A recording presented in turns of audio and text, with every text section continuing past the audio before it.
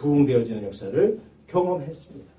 지금도 저는 그 개의 영성을 가지고 있습니다. 잊어버리지 않기 위해서. 그래서 제가 여러분에게 뭘 나타내고 나타내려고 하는 게 아니라 저를 교회에 딱 오시면 첫 모습이 뭐예요? 커피 타주는 커피 타드리고 뭐 해주고. 왜? 목자의 의식을 가지고 짐승인 양한테 커피 타주는 목사 없어요. 그런데 어쨌든 개의 영성을 가지고 있으니까 잘 섬겨야 되니까. 우리의 신앙생활의 방향은 두 방향입니다. 하나님께 향한 그리고 이웃에게 향한. 하나님을 사랑하고 또 둘째는 것 같으니 내 이웃을 내 몸같이 사랑하라. 그런데 오늘 주의 종으로서의 성도의 신앙생활의 방향은 오늘 본문에서 제가 발견한 건 5가지 방향이에요. 5가지 방향. 그 5가지 방향에서 우리가 주의 종으로서의 신앙생활을 해야 한다. 어떻게 해야 할까 하는 것을 한 가지 생각해 보면서 하나님이 주신 귀한 은혜를 받는 이 시간이 될 수 있기를 주님의 이름으로 축원합니다. 첫 번째 방향은 하나님 앞에 주의 종은 어떤 모습으로 신앙생활을 해야 되느냐. 오늘 본문의 말씀을 보면 22절 23절을 보면요. 또한 너는 청년의 정욕을 피하고 주를 깨끗한 마음으로 부르는 자들과 함께 의와 믿음과 사랑과 화평을 따르라. 어리석고 무식한 변론을 버리라. 이에서 다툼이 나는 줄 알미라. 그랬습니다. 하나님께 향한 방향은 주의 종으로서 거룩하신 하나님 앞에 우리는 거룩하게 그리고 의롭게 살아가기를 힘써야 한다는 겁니다. 이것이 주의 종의 영성이고 또 신앙생활이라고 하는 것입니다. 그래서 의와 믿음과 사랑과 화평을 따르는 의, 거룩함이죠. 그리고 믿음, 하나님과 우리가 연결된 고리는요 믿음뿐이에요. 내가 어떻게 의를 해, 내가 어떻게 살았다, 그게 하나님과 내가 연결된다? 아니에요. 믿음이 하나님 주신 믿음으로 우리는 하나님과 연결되어 있어요.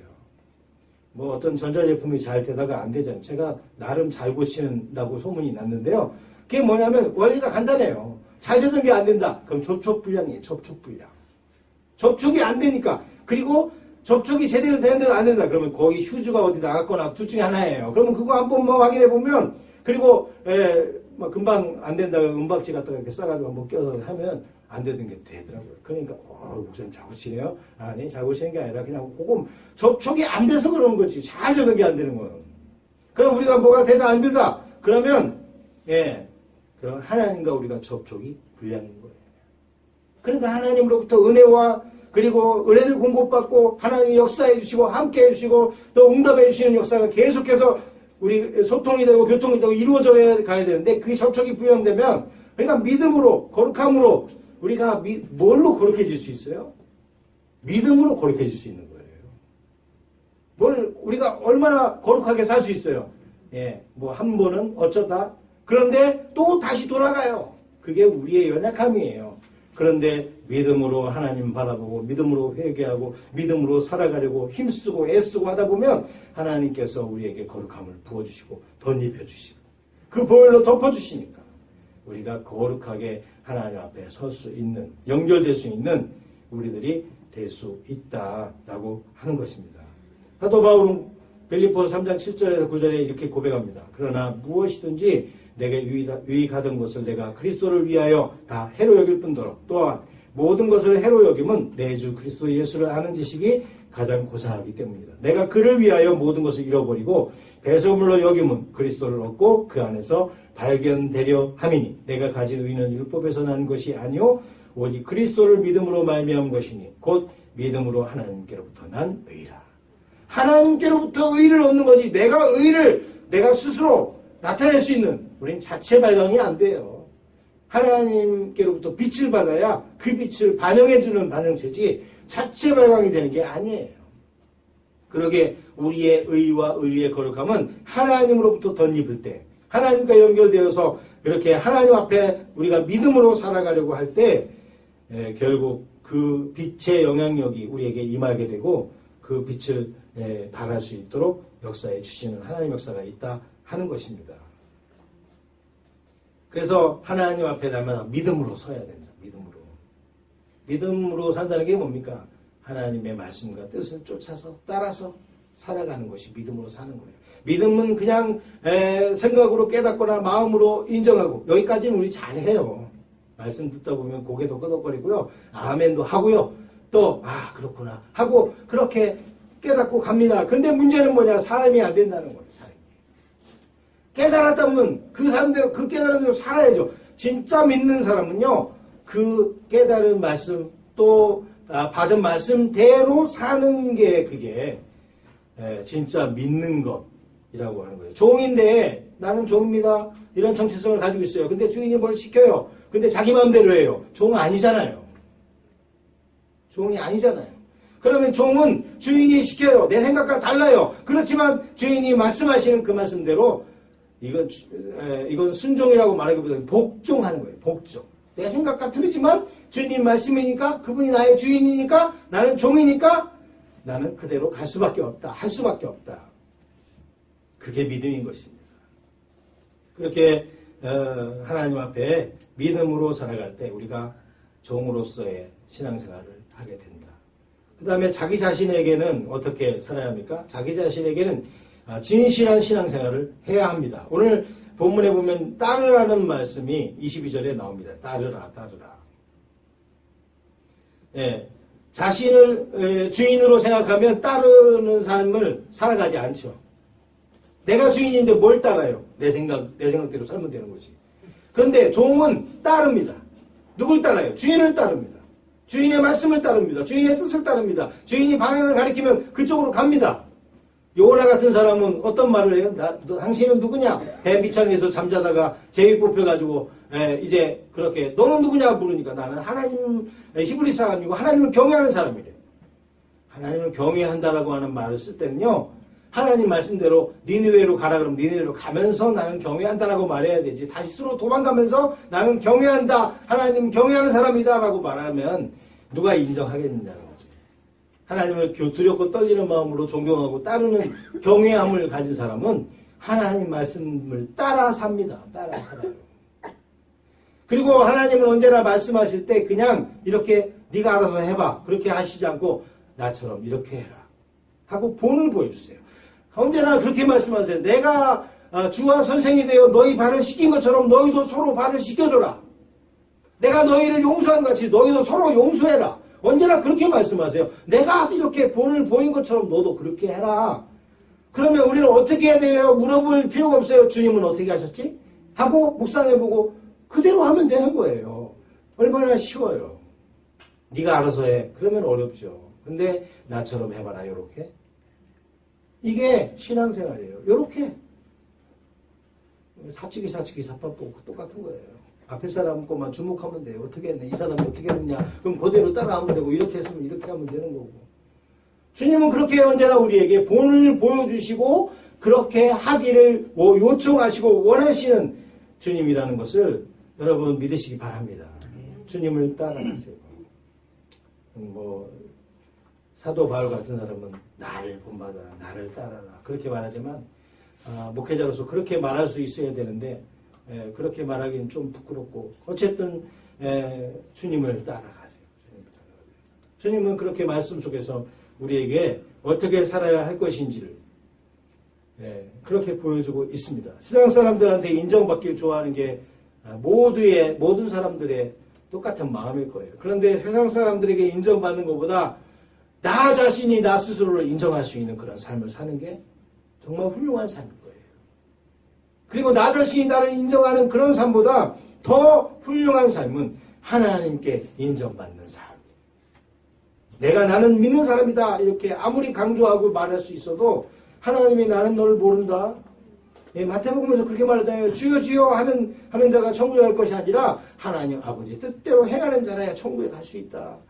나는 너를 모른다. 네가 선지자 노릇하고 병 고치고 뭔 일을 했다고 그래도 나는 모른다. 이렇게 살아가면 우리의 삶이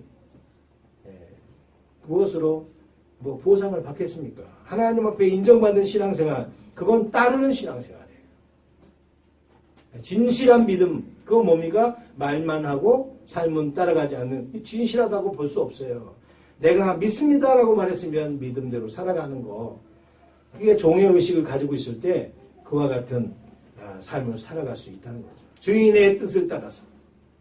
그런데 주인의식을 가지면 따라 사는 게 아니라 내 마음대로 살게 되어 있다 하는 것입니다. 세 번째는 모든 사람에 대해서 주의 종으로서 어떻게 살아가야 할까? 오늘 22 말씀하기를 사랑과 온유함으로 따라 살아라. 그렇게 말씀하고 있어요. 24절에서 26절까지 말씀을 보면 마땅히 주의 종은 다투지 않냐고 모든 사람을 대하여 온유하며 가르치기를 잘하며 참으며 거역하는 자를 온유함으로 훈계하지니 혹 하나님이 그들에게 회개함을 주사 진리를 알게 하실까 하며 그들로 깨어 마귀의 올무에서 벗어나 하나님께 사로잡힌 바 되어 그 뜻을 따르게 하실까 합니다. 고 말했습니다. 네. 모든 사람에 대해서 어떻게 살아야 된다고요? 다투지 않는 거. 예, 그것도 마찬가지지만 다투지 않는다는 게 그러니까 온유한 마음을 가지고 있을 때 다투지 않아요. 온유함은요, 겸손함과 언제나 짝을 지어놓은 온유함과 온유와 겸손으로. 뭐 이렇게. 그래서 온유하다는 건 결국 그 마음이 교만하지 않고 겸손하다는 것을 의미해요. 어떤 사람이 다투죠? 어떤 사람이 안 다투죠? 교만한 사람은 다툽니다. 내 뜻을 관철시키려고 하고요. 내 주장을 관철시키려고 하고요. 또 자기 말만 하려고 하고요. 그런데 겸손한 사람은 들어주려고 해요. 그리고 받아주려고 하고요. 이해해 보려고 하고요. 용납하려고 하고요. 용서하려고 하고요. 하나님께서는 우리를 얼마나 사랑하시는지 예수님을 우리에게 보내주시면서 알게 해주셨어요. 로마서 5장 8절에 보면 우리가 아직 죄인되었을 때 그리스도께서 우리를 위하여 죽으심으로 하나님께서 우리에게 대한 자기의 사랑을 확증하셨다. 요한복음 3장 16절 18절 말씀에 보면 하나님이 세상을 이처럼 사랑하사 어떻게 해요? 독생자를 주시는 것처럼 사랑하셨고 이는 그를 믿는 자마다 멸망하지 않고 영생을 얻게 하려 하십니다. 하나님이 그 아들을 세상에 보내신 것은 세상을 심판하려 하심이 아니요 그로 말미암아 세상이 구원을 받게 하려 하십니다. 그를 믿는 자는 심판을 받지 아니하는 것이요 믿지 아니하는 자는 하나님의 독생자의 이름을 믿지 아니하므로 벌써 심판을 받은 것이니라 고 말씀하고 있습니다. 하나님은 우리를 이렇게 사랑하셨어요. 독생자를 내어주십니다. 십자가에 못 박아 죽게 하시기까지 하나뿐인 아들을 우리를 위해 죽게 하시기까지 그렇게 우리를 사랑하셨습니다. 그리고 우리에게 종으로서 이제 그 하나님 아버지를 주인으로 삼고 주의 종으로서 살아가기를 원하십니다. 우리가 예수를 믿게 된 것, 우리 주님을 믿고 구원받게 된 것은 그 어떤 사람에게 어떤 사람으로부터 섬김과 기도와 또 말씀을 또 그런 초청을 받거나 섬김을 받음으로 인해서 우리가 이 자리에 있는 것입니다. 뭐 더 앞으로 나아가 보면 정말 선교사들이 이 땅에 와서 피 흘리고 자기 자식이 먼저 죽고 자기도 죽고 죽어가면서까지 복음을 전해줌으로 인해서 오늘 저와 여러분이 예수님을 믿고 영원한 영생을 소망하며 살아갈 수 있는 그런 사람들이 될 수 있었다는 것입니다. 그러면 그 사랑과 은혜를 받은 우리들이 이제 또 누군가를 섬기고 누군가를 위해 기도하고 누군가에게 복음을 전하고 누군가를 주님의 교회로 초청해서 이제 그들로 하여금 또 예수님을 믿고 구원을 받고 축복을 누릴 수 있도록 우리가 도와야 한다는 것을 의미합니다. 다음 주에 11월 20일 날 우리가 이 좋은 이유 초청 주일로 신국 장로님을 모시고 신국 장로님이라 했더니 어떤 분은 신구 장로님인 줄 알고 신국 장로님 안돼요. 여기 처제가 그랬어요. 여기 처제가 막내 처제가 뭐라고 그러냐면 아유 그분 알죠. 어떻게 알아요? 이렇게 너희가 개맛을 아냐? 그분이 아니고 신국 장로님이라고 예, 그분 초청해서 장로님의 간증을 우리가 듣게 할 거예요.